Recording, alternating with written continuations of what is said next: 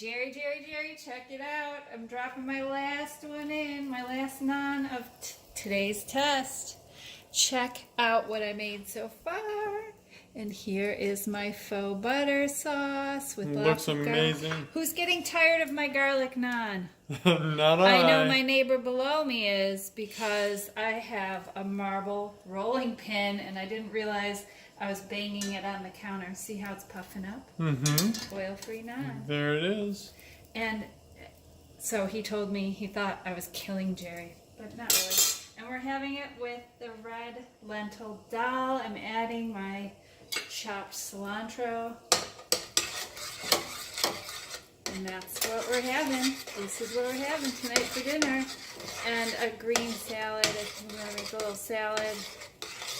And I don't have any greens left. I don't know. We'll figure out a vegetable to go with all of our vegetables.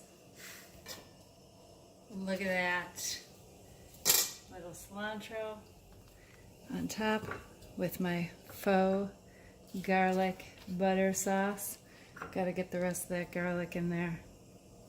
Oh my gosh, couldn't get any better on a protective diet.